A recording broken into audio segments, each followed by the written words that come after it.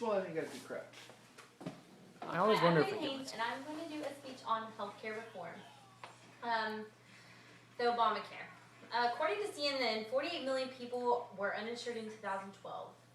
And according to KIP.org, the 1/4 of uninsured adults go without needed care each year due to cost. So most of those people just wait to go to the ER, and then their costs are even more. In addition, this leads to higher costs on Americans in the long run because people do not get preventative health care. So most of our healthcare costs in America is actually, believe it or not, the last 2 to 4 weeks of life. So we spend more on healthcare in America than we do on the last 4 weeks of somebody's life than we do of anything else, and also on ER as well. In 2010, Barack Obama signed into law a federal health initiative that has changed the way healthcare is being regulated in America. The healthcare reform legislation, also called Obamacare or the Affordable Care Act, is the first major U.S. care system since 1960, when Medicaid and Medicare were in place by Johnson administration. The law dictates that all Americans must have health insurance, or they'll have to pay a fine in the form of taxes. According to Marcia Clemens, she's a blog writer, the law will be a tremendous progress towards reshaping our health system into one that saves the lives of at least 44,000 people who die annually, simply because they do not have health insurance that could keep them healthy. So I think the whole point of Obamacare was honestly just to allow people to stay healthy and go to the doctor more often instead of waiting until the last minute and going to the ER and raising costs and filing bankruptcy and all that stuff. Another benefit to universal health care is that it spreads the pool of pays to everyone in the country, which should make healthcare more affordable than its current form. So what I'm going to talk about a little bit is just like the different outlooks on it, I would say, because a lot of people don't agree with Obamacare. And the reason why is the healthcare reform legislation has set forth laws that allow for anybody to be insured regardless of any pre-existing conditions. That's a good thing because before, if you had cancer, it was really hard to get insured and it'd be so high. But tobacco is never included in the pre-existing law and still isn't. It's good that Americans can have cancer and previously get insurance, but it's bad for the insurance companies because then you lose quite a bit of money on it. According to an article on the healthcare reform webpage, the law also will launch numerous demonstration products aimed at developing ways to pay doctors, hospitals, and other providers for delivering good health care outcomes efficiently, rather than continuing the current system, which mostly pays for services whether they are successful, necessary, or not. So the amount of money that's been written off on healthcare facilities will decrease along with the government bill assistance. So I think that was pretty cool. There needs to be something in place for Americans. So Obamacare is like just the first step towards it. The amount of cancer and other diseases spreading without proper coverage, people won't get treated. So that was another reason why people, I guess why they put in play the Affordable Care Act. Affordable Care Act also enforces that Americans get some kind of health care coverage or there's penalties. There's a lot of things. I think the only thing that people didn't like about that is it took away American rights. You can't really force an American to buy health insurance. But if a person does not have health insurance through an employer or government-assisted program such as Medicaid, the person would be required to pay a fee at the end of the year as a tax. And a lot of people, like I said, feel like it violates their rights. But in World War II, nobody thought it violated their rights for employees to have to give insurance. That was like a must, like in the World War II. So, I mean, our government's there for a reason to step in. And this allows the law to get around the constitutional ramifications of the federal government's powers. So, like I said, a lot of people just don't think they have the rights to do so. Although the government will not enforce this act upon certain situations, this is passed to make sure that every American is covered. This law seems to raise a lot of controversy in free rides, like I said. Moreover, some may take the tax penalty because it can be cheaper than paying for medical insurance. So in the long run, it could still be cheaper. Just opt out of it. You're very healthy. The Affordable Care Act also plans to increase Medicaid and Medicare eligibility to low-income and middle-class families. So it's good that a lot of lower-class families get coverage. It's bad because it comes out of our taxes.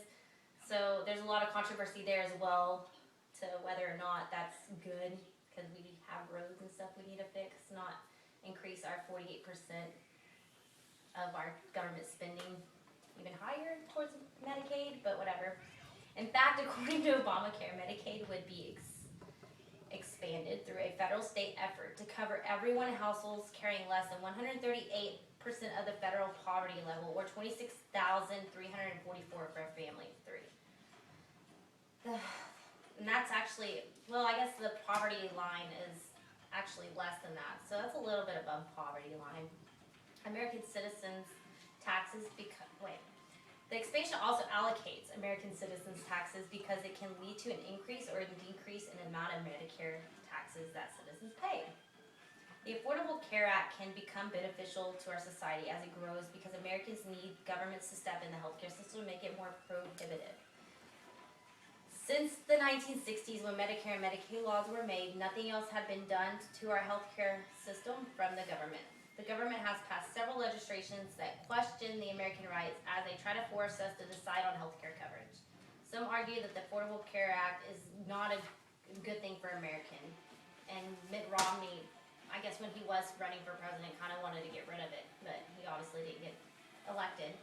And another thing that I found is kind of, like I said, the economics behind it all, because the healthcare spending in America is number one in the entire world, and like I said, I think it was like 80 or 90% of that is just in the last 4 weeks of life, and so there's like a lot of moral questions as opposed to saying leaving people in so much care the last 4 weeks of their life, because it's putting Americans in debt. So there's like a lot of controversy with that as well.